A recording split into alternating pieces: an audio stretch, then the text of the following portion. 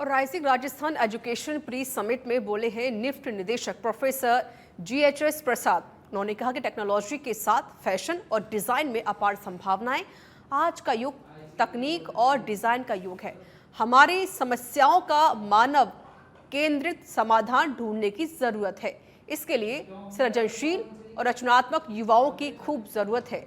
अब फैशन में लगातार बदलाव हो रहे हैं। अब कस्टमाइज कपड़े, वर्चुअल फिटिंग का जमाना, इसमें तकनीक ने गति दी है।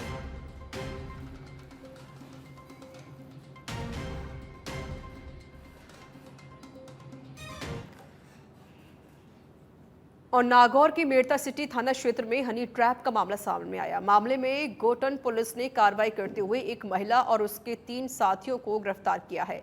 आरोप है कि उन्होंने परिवादी को घर बुलाकर उसका एक महिला के साथ अश्लील वीडियो बना लिया और वायरल करने की धमकी देकर 20,000 रुपये और सोने के गहने हड़प लिए थे। फिलहाल पुलिस पूरे मामले की जांच कर रही है।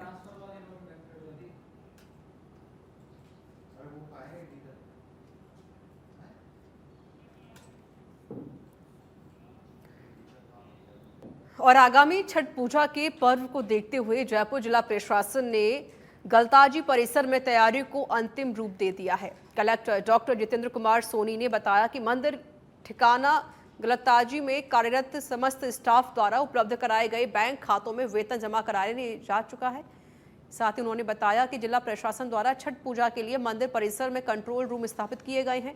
चिकित्सा विभाग की ओर से टीमों की तैनाती की गई है। मंदिर की सजावट एवं लाइटिंग के साथ साथ मंदिर परिसर में साफ सफाई हेतु व्यापक स्टाफ भी लगाया जा चुका है।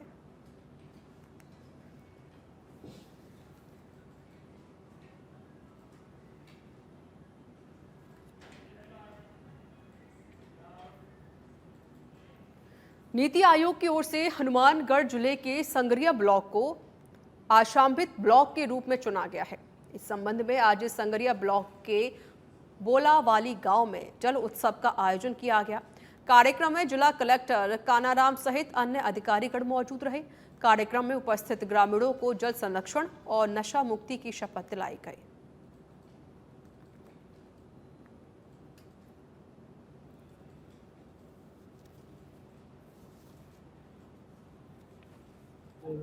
सांगरिया ब्लॉक का इसमें चयन किया गया है और 6 नवंबर से लेकर 20 नवंबर तक इस ब्लॉक की सभी ग्राम पंचायतों को जो है जल की बचत को लेकर, जल संरक्षण को लेकर और जल संरचनाएं हैं उनका सुदृढ़ीकरण को लेकर ये अभियान चलाया जा रहा है। और इसमें सभी विभाग, जनप्रतिनिधि एक साथ सम्मिलित होकर इस कार्यक्रम को बहुत अच्छे से एग्जीक्यूट कर रहे हैं। ये हमारा सौभाग्य है कि हमारा ब्लॉक इसमें चयनित हुआ है और जल की महत्ता को लेकर घर घर तक पहुँचने का राजस्थान के कोटपुतली के बहरोड में लाठी डंडों से मारपीट कर हत्या करने के मामले में कोतवाली पुलिस ने घटना के 72 घंटे बाद खुलासा कर दिया है और 5 आरोपी गिरफ्तार कर लिए गए हैं। कोतवाली थानाधिकारी महेश तिवारी ने बताया कि 2 नवंबर को गांव हमीदपुर में झगड़े में एक ही परिवार के महिला सहित 7 लोग घायल हो गए थे। इसमें एक इलाज के दौरान बस्तीराम सैन की मौत हो गई। घटना के बाद टीम का गठन करके आरोपियों की तलाश शुरू की गई।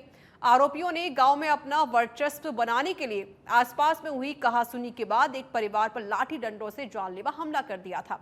पुलिस ने बताया कि गिरफ्तारी किए गए आरोपियों से अन्य आरोपियों के बारे में भी सीसीटीवी फुटेज और नाम दर्ज मामले के आधार पर फरार आरोपियों की तलाश की जा रही है। इसके साथ ही घटना में उपयोग किए गए वाहनों को भी जब्त किया जाएगा।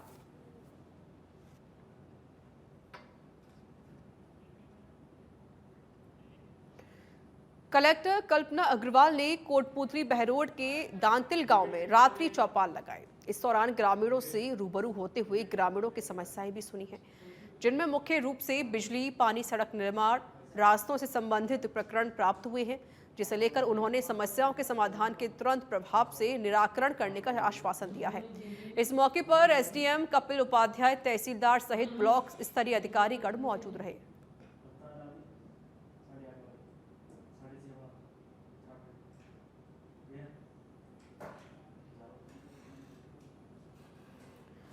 अनूपगढ़ के रायसिंह नगर में समर्थन मूल्य पर मूंग की खरीद, तुलाई, झराई को लेकर पिछले दिनों से अनाज मंडी के मजदूरों, पल्लेदारों और क्रय विक्रय सहकारी समिति के जिम्मेदारों के बीच आपस में विवाद चल रहा था। जिसको लेकर प्रशासन ने सभी के साथ कल समझौता वार्ता भी करवाई। किसानों का कहना था कि क्रय विक्रय सहकारी समिति के द्वारा अनाज मंडी में मूंग की तुलाई और छराई करवाने से मना कर दिया, जिससे नाराज किसानों, मजदूरों और पल्लेदारों ने मूंग से भरी सभी ट्रॉलियों को एसडीएम कार्यालय के आगे ले आकर खड़ा कर दिया, धरना दे दिया। एसडीएम के आश्वासन के बाद सभी ने धरना स्थगित किया और अनूपगढ़ जिले से पहुंचे उप रजिस्ट्रार सहकारी समिति के जयपाल गोदारा ने अनाज मंडी में ही किसानों की मूंग की फसल के भाव लगाकर अनाज मंडी में ही तुलाई छराई का कार्य शुरू करवाया, जिससे खुश किसानों और मजदूरों, व्यापारियों, साथ ही पल्लेदारों ने जिले के अधिकारियों व एसडीएम और अखिल भारतीय किसान सभा के नेता कालू थोरी का आभार जताते हुए धन्यवाद किया।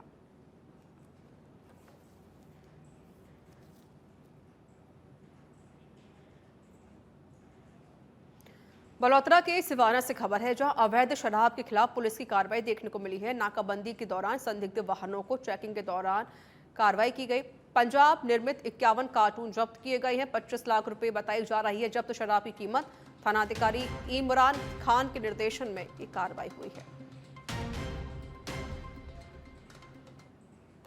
श्रीमान आईजी साहब जोधपुर रेंज और श्रीमान जिला पुलिस अधीक्षक बालोतरा के सुपरविजन में अवैध शराब के खिलाफ चलाए जा रहे अभियान के तहत प्रभावी कार्रवाई करते हुए थाना सिवाना ने भारतमाला रोड पर नाकाबंदी की और इस दौरान एक वाहन को जब्त किया है और इससे कुल 51 कार्टून अंग्रेजी शराब के बरामद किए हैं, जिनकी बाजार कीमत लगभग 25 लाख रुपए है और 2 अभियुक्तों को गिरफ्तार किया है, जिनके नाम विकास और बिट्टू निवासी हिसार और एक नारमोद जिला के हरियाणा के रहने वाले हैं और इसमें अग्रिम अनुसार जिला कलेक्टर किशोर कुमार की अध्यक्षता में रीको सभागार भिवाड़ी में इन्वेस्टमेंट समिट और ग्रेप को लेकर बैठक आयोजित की गई है।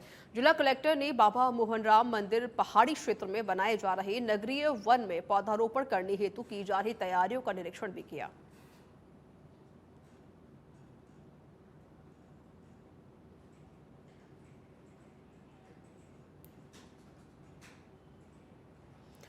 बालोतरा में पुलिस अधीक्षक कुंदन कावरिया के निर्देशन में पुलिस ने जुआरियों के खिलाफ कार्रवाई की है और जुआ एक्ट के तहत 7 जुआरियों को गिरफ्तार किया। आरोपियों के कब्जे से 55,580 रुपए और जुआ सामग्री बरामद की है।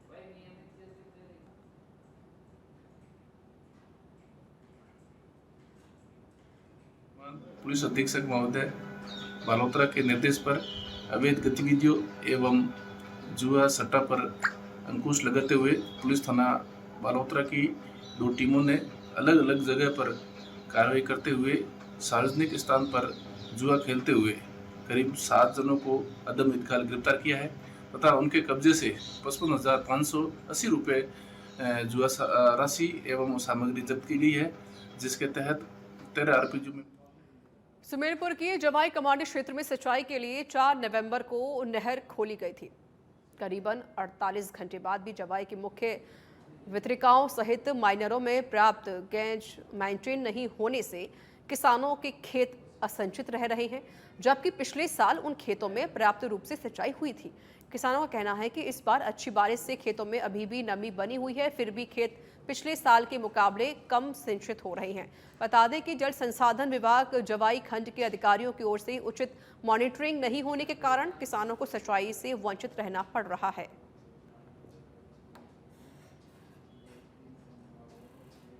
तो जमीन बोलो हमारे बारे में मतलब 30 बीघा जमीन पीती है, मंडकों ने 9 बीघा जमीन पी है 30 घंटे में, और हर पाइप के नीचे मतलब पानी जमीन रह रही है। इस साल रह रही है, अगली साल मतलब पूरी मतलब पी रही थी, जो मतलब कोई मतलब अपने जमीन नहीं रह रही थी। और खाड़ी में आप देख रहे हैं ये पानी चल रहा है, आपको आपके नजरों के सामने चल रहा है। नहीं गेज तो जवाई बांध से किसानों को सिंचाई के लिए इस बार रविवार को नहर खोली गई थी, लेकिन किसानों को कई जगह पर सिंचाई के लिए पानी नहीं मिल रहा है, जिसकी शिकायत लगातार आ रही है और विभाग के अधिकारियों को अवगत भी कराया जा रहा है, अध्यक्ष को भी अवगत कराया जा रहा है। आज हम खड़े हैं 11,000 माइनर है, वहाँ पर किसानों की जो समस्या सामने आई थी, हमने मौके पर जाकर समस्या को देखी। वहाँ पर किसानों को बहुत कम मात्रा में पानी मिल रहा है और उनकी जो पानी की जो रफ्तार होनी है बहुत कम चल रही है, जिसको लेकर हमने विभाग के अधिकारियों से बात की तो उन्होंने कहा कि नहर सही चल रही है। हम मौके पर खड़े हैं, कैमरामैन से कहूँगा कि नहर का जो दृश्य दिखाया जाए। नहर चल रही है, लेकिन इसमें कितना काम चल रहा है क्या है वो तो अभी वही बता सकते हैं। लेकिन जो खाड़ी होते हैं नहर के जो वहाँ है वहाँ भी बहुत कम दिखाई दे रहा है। लेकिन हम विभाग के अधिकारी कह रहे हैं कि हम जांच करवाएंगे। लेकिन जो तगड़गढ़ के जो उलरिया मार्ग पर है वहाँ भी किसानों के कई खेत रह जा रहे हैं, लेकिन विभाग के अधिकारी सिर्फ आश्वासन दे रहे हैं कि नहर का गेज बराबर चल रहा है। लेकिन विभाग के अधिकारियों से हमने फिर 2 बार बात की तो उन्होंने कहा कि हम जांच करवाएंगे और किसानों के खेत नहीं रहने देंगे। अध्यक्ष ने भी कहा है कि गरीब जो किसान हैं, छोटे किसान हैं, उनको पहले दिया जाए। बड़े किसान तो पानी मिल जाता है, लेकिन छोटे किसानों को पानी नहीं मिलता है, उसको अध्यक्ष ने भी कहा है। लेकिन अब देखना यह है कि 2 दिन ही हुआ है और ज़्यादातर किसानों की शिकायत आ रही है। अभी और 20 दिन बाकी है और किस मॉनिटरिंग करते, क्या मॉनिटरिंग में विभाग के अधिकारियों की कमी कोई न कहीं दिखाई दे रही है। अरविंद कुमार जोशी के साथ कैमरामैन मासूम जोशी, सुमेरपुर।